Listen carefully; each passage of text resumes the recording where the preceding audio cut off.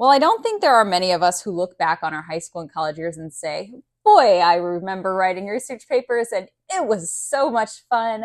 I can't wait to do more. No, we don't say that. But we know that we have to teach our homeschoolers how to write papers. And writing research papers is part of that. So how do we do that in a painless way?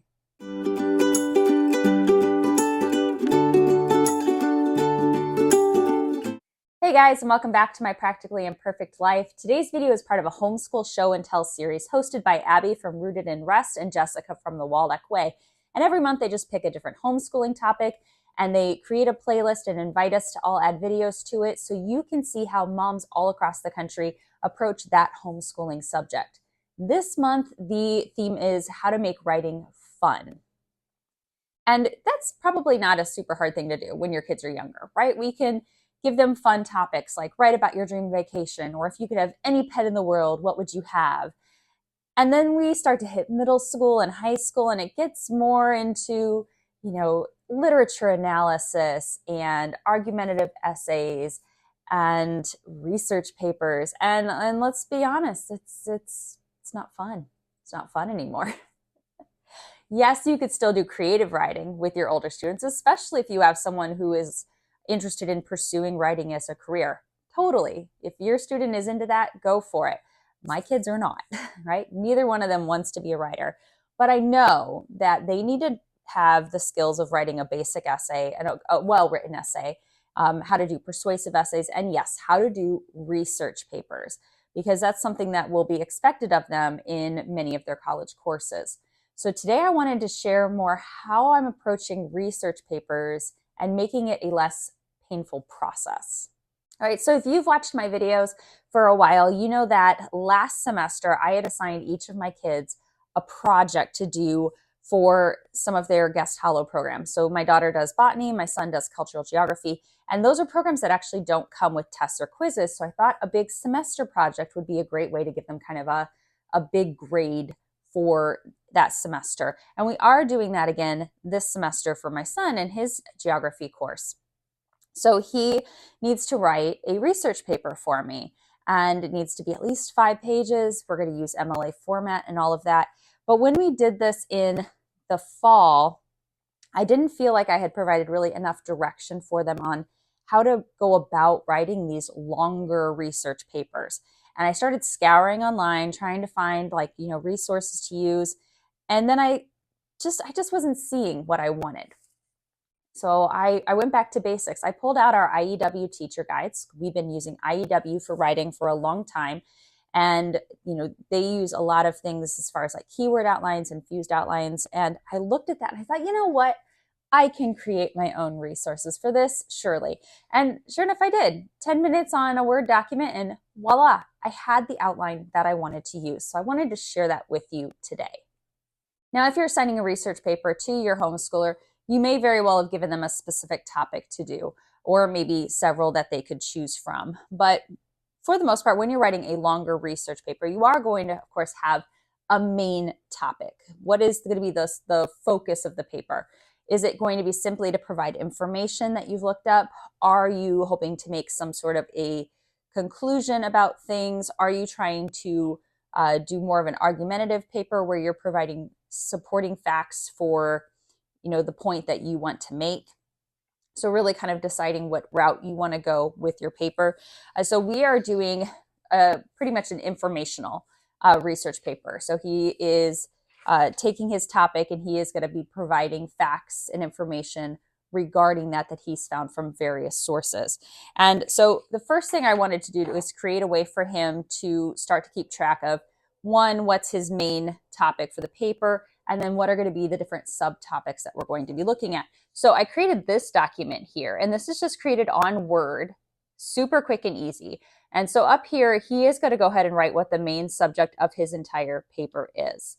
And then underneath, you'll see I have topic 1, topic 2, topic 3, and then subtopics for each of them. I wanted to try to make a way for him to be able to see how the paragraphs of the research paper were going to start to get built. Because when you think, 5 pages, you're like, geez, that's a lot of writing. How am I going to have enough information? But when you start to break down the topic of your research paper into multiple points, you can start to see the paragraphs building themselves. For example, his topic for this semester is to compare 3 religions that he's studied over the course of the semester. So really, that's kind of like his main idea, is comparing and contrasting various religions around the world. And that's what he put in for his main subject. And then for topic 1, 2, and 3 on here, right? On topic 1, 2, and 3, he's going to write the 3 religions that he's chosen. So that's right there. Those are his 3 main parts of his paper. And then within each part, there will be 3 subtopics. And then he will choose those. So we've broken it down in bits. So week 1, he simply had to choose his main topic and then his main subject, and then what were going to be the 3 topics he was going to cover. So that was week 1. He just needed to decide on that. And then week 2, let's go in and let's decide on those subtopics. So within the study of the particular religion you chose. So we'll just say Christianity, because that's one of the 3 that he's doing. So let's say within that, what are 3 subtopics that we can do for that point? So for example, he could be talking about the source text, right? He could be discussing the Bible and where it came from and the authors and all of that. Some historical background. How long has Christianity been around? How has it grown over the years? And then maybe one on what are the main points of the religion, it's monotheism, belief in God and a triune God, and basics of that religion. And if you think about it, since he's doing 3 different religions, he could set up his subtopics for each of those religions the same. So another religion he studied was Hinduism. We were studying India, so he learned about that. Same idea. Where does it come from? What are some source texts? Who were some of the primary people in the religion? What's the history of it? How did it spread? Where is it at now?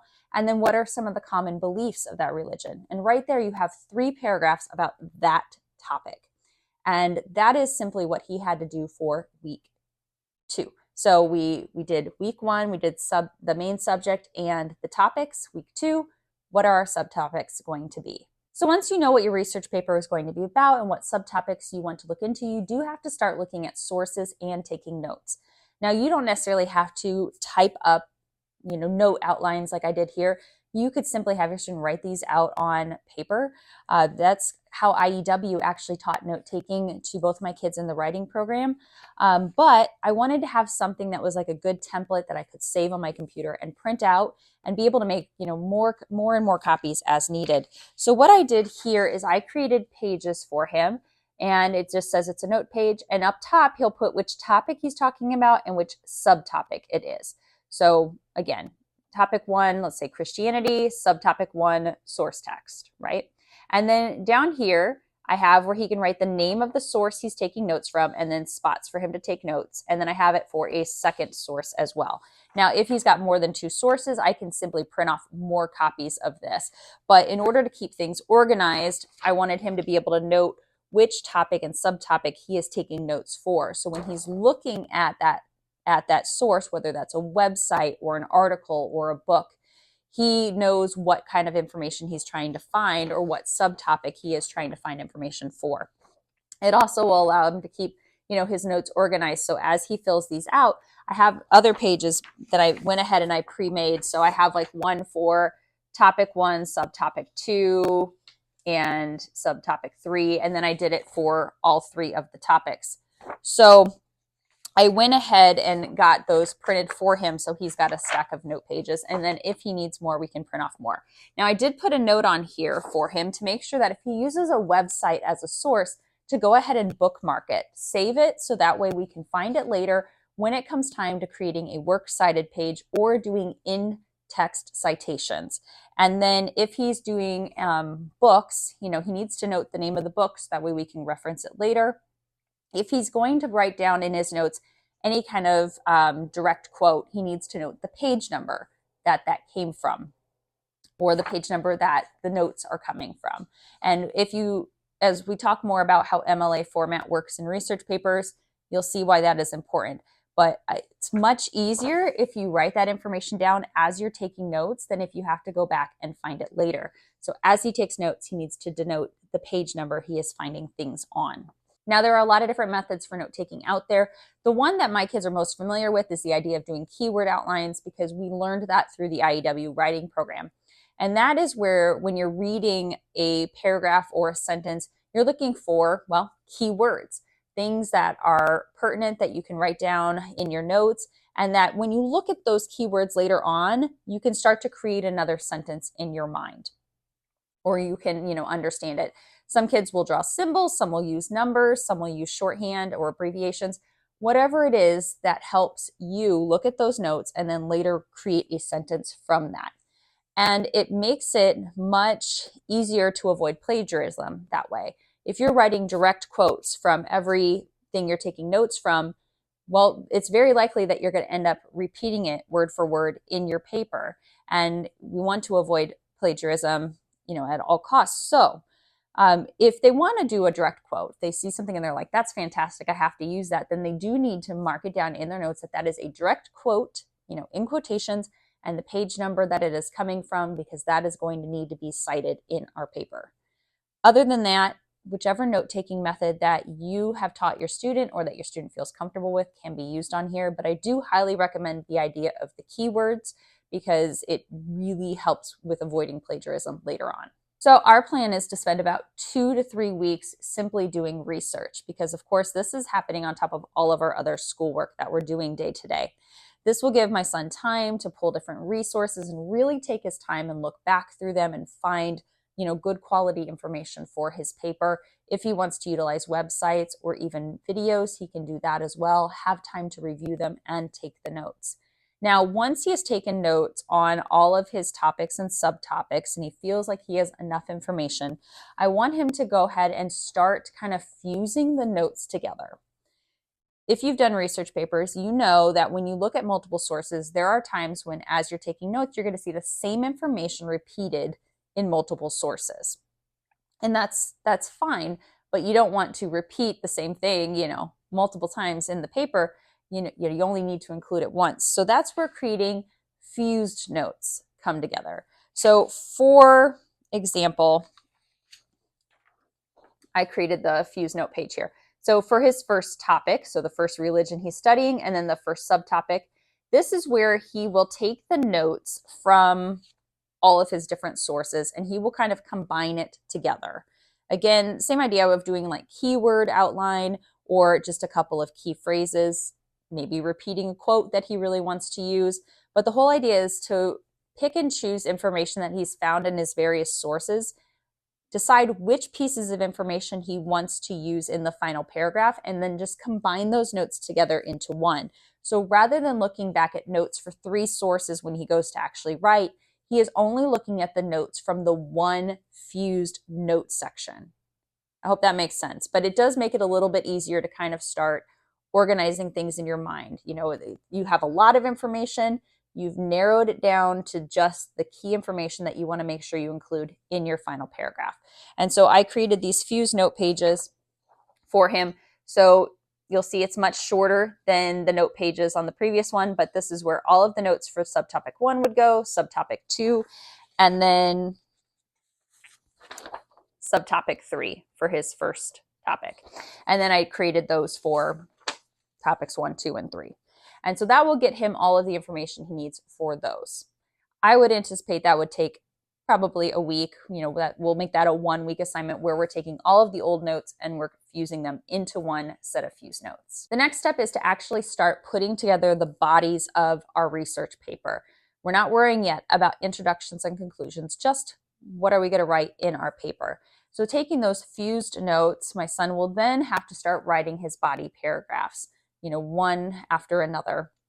We'll probably break it down to where he's writing on one particular topic for the course of 1 week. So, writing on topic 1 this week, 3 paragraphs for it, topic 2 the following week, topic 3 the third week. So again, just kind of breaking it down into manageable chunks.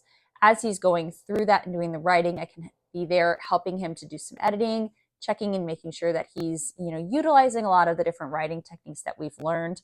and also starting to cite sources within those body paragraphs. I'll talk about citations here at the end, or citing here at the end, but again, it is easier if you start including those as you're writing versus having to go back later and try to figure out where they all go. Once you have the body of your essay or your research paper written, you need to go back and then start to work on an introduction and a conclusion. So the introduction is meant to, one, grab the attention of the person who is reading it, two, explain what it is that your paper is going to be about or how your paper is formatted. What are some of the main points you're going to be doing, or what's the purpose of your paper? Are you arguing a point? Are you providing information? How am I going to see that information laid out in your paper? And then you do need to give your thesis statement or the main point of the whole paper overall. So again, I gave him a outline page here to do. So letting him know, first of all, we need to start our paragraph off with an attention grabber. This can be a great quote that you saw. It can be a humorous story. It can be a personal experience related to your topic. You could give a fascinating fact. Just something that when your reader sees it, they're like, oh, I want to keep reading. And then underneath that, he has the middle section. So here giving him an idea on what he might want to include. And he doesn't have to write complete sentences here, but at least some notes on, how is my paper arranged? What are the different topics I'm going to be covering? So for example, he's talking about 3 religions. So you better bet he should make mention of the 3 religions that he's going to be teaching about and what are the subtopics for each religion that he's doing. And then ending with his thesis or the main point of his paper. So this is, again, kind of more of a note page. He may very well decide like he needs to write out the attention grabber sentence and the thesis statement. I think those need to be, written out as sentences here, so I can help review that with him and make sure that it makes sense and it, fits with the paper overall. And then a conclusion should, wrap up or summarize things. You don't necessarily need to repeat everything you just talked about. However, you should make a point in your conclusion of talking about, why was this important? Why is this topic important? Why is my argument important? Why is the point I wanted to make important? Because a conclusion should make your reader, again, understand what it is your paper was about, but also want to kind of go further and find out more about that topic. So his note page on here reminds him, he needs to restate his thesis or main point, but, in other words, can't repeat it word for word from the beginning, briefly, like reflecting or restating the main points. And then, why is this important? So again, it's all about taking notes here, maybe creating some sort of a keyword outline or jotting down some phrasing he might want to use. And so that will be another week worth of work. So filling out the note pages for the introduction and the conclusion, and then writing those. And at that point, we officially have the body of our paper done. Now, of course, it's your homeschool, so you don't necessarily have to teach a particular writing style. But I will say that MLA format is the form that is used in most schools, and that's because it covers the most topics in writing. When you're writing about the humanities, history, the arts, literature, cultural studies, MLA format is the format that is used for those types of papers. APA format is used for more scientific or technical studies. Now, I have had to do both. I did MLA all through high school, and then when I went to college, I was majoring in sciences. So I had to switch gears and do APA for everything. There are some differences between them. You definitely want to make sure you know which one you're using because the requirements are a little bit different, but MLA is a good place to start with most students. Now, in general, MLA format does give guidance as far as how far in you should indent a paragraph, how things should be spaced, what font size you should be using, how your title of your paper should be, and what you should have up in the left and right corners of your paper. It talks about numbering your paper and labeling page by page. And if you're going to teach the format, it is helpful to go ahead and teach all of those different pieces so it becomes habit for your student. Even though, the instructor is the same, right? For every paper, it's you. It gets them in the habit of doing that on their paper formatting. So if they do a dual enrollment course or when they go off to college, they already know that formatting, it's habit, and then they automatically can, they'll start to do that for those courses. So I do find it helpful to make sure that they are following all of the different formatting guidelines for MLA, even though they're just writing these papers for me. And I have found the Purdue OWL website, which I will link down below. It's from Purdue University. It's called the Purdue OWL, to be amazing. I use this source. I mean, this source has been around forever. I remember using this in college myself, which has been like 20 years. But I used it. It is an amazing resource. This page has information on all things MLA. How do you format things? How do you cite different sources within your paper? You know, if it's a book that you're paraphrasing from, how should you cite that in your paper? If it's a website, if it's an article, if it's a journal, if it's a documentary. I mean, you can literally go by the type of source you have and see how it is you're supposed to cite that in your paper. And for those who are unaware, so citing simply means that when you present ideas or information that are not your own, you need to give credit to the person you got that information from. So if I'm looking at a book, I need to include the name of the author and the page number I got that information from in the body of my research paper. And typically that is offset by parentheses. So this website will help you see how you're supposed to cite those different sources within the paper. It also shows how to do a works cited page. So works cited page or a reference page comes at the end of the paper, and it's going to list all of the sources that your student got information from.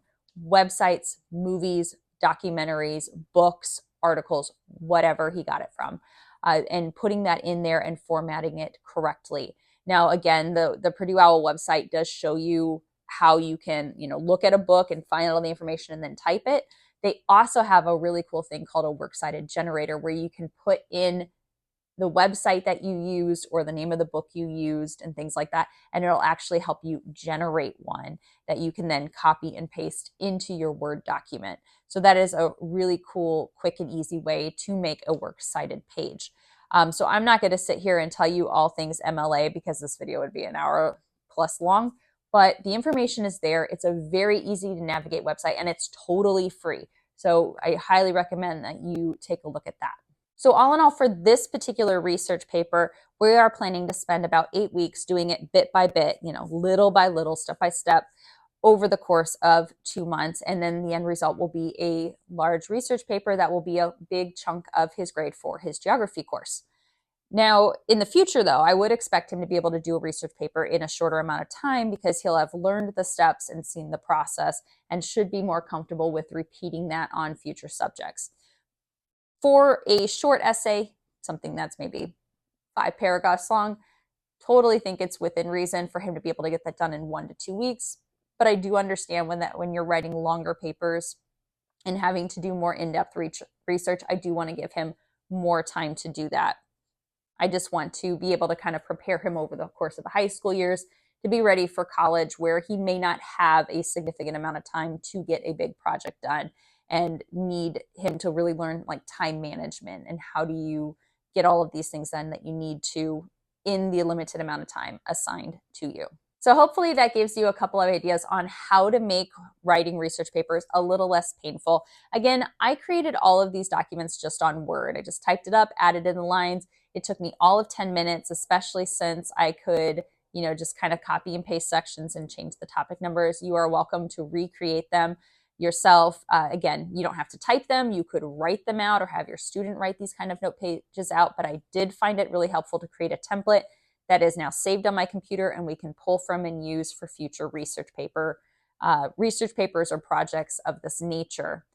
I do encourage you to check out the other videos on this month's playlist. I will link that down below in the description box for you. So if you want to see all of the videos in the Homeschool Show and Tell series, check that out. Thank you so much for joining me for today's video, guys. If it was helpful, don't forget to give me a thumbs up and subscribe to my channel so you can be notified when I post new content. Have a great one, everybody. Happy homeschooling.